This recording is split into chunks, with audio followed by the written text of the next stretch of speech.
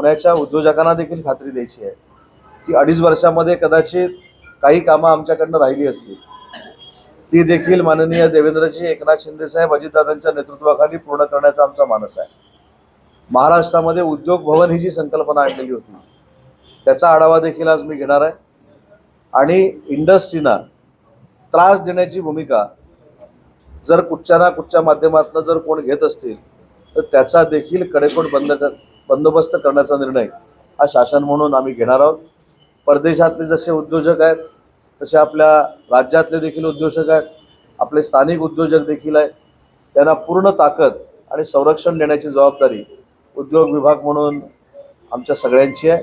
आणि तोच आढावा घेण्यासाठी आज मी पुण्यामध्ये आलेलो आहे की उद्योग विभागाबरोबर मराठी भाषा हा एक विभाग माझ्याकडे आलेला आहे. आणि मी मला सुदैवी मानतो की या राज्याचा पहिला मराठी भाषेचा राज्यमंत्री होण्याचा बहुमान देखील माझ्यासारख्या कार्यकर्त्याला 2013 मध्ये मिळाला होता. आणि त्यावेळी मराठी भाषेचं भवन असावं ही मांडलेली संकल्पना पुन्हा एकदा 11 वर्षानंतर तोच विभाग माझ्याकडे देऊन माननीय एकनाथ शिंदे साहेबांनी पूर्ण करण्याची संधी मला उपलब्ध करून दिलेली आहे.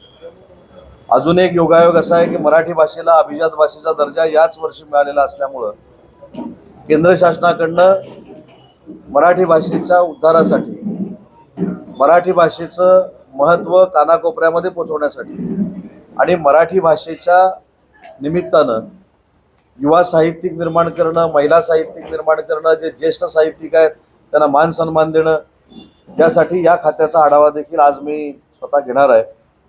आणि त्या विभागामार्फत जे विश्व साहित्य संमेलन होतं ते नक्की कुठं करायचं आहे त्याची जागा देखील आज आम्ही निश्चित करणार आहोत.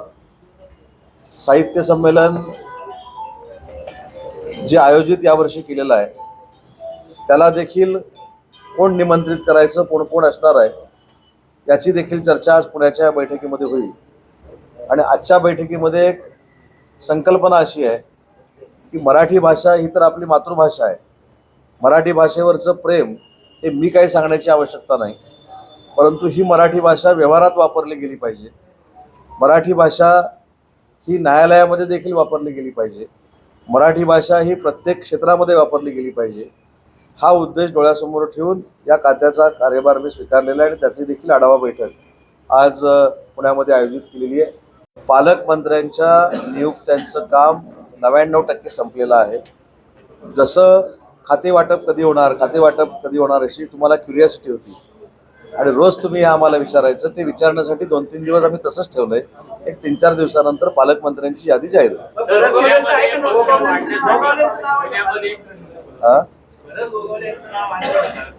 काही गोष्टी या सिक्रेट आणि सस्पेन्स ठेवायच्या असतात, त्याच्यामध्ये भरत गोगावले आहेत. मंत्र्यांना काल बंगले वाटप झाले, जर पूर्ण यादी बघितली तर भाजपच्या मंत्र्यांना बंगले दिलेत आणि शिवसेनेच्या अनेक मंत्र्यांना फ्लॅट दिले गेलेत. हा भेदभाव नाहीये का?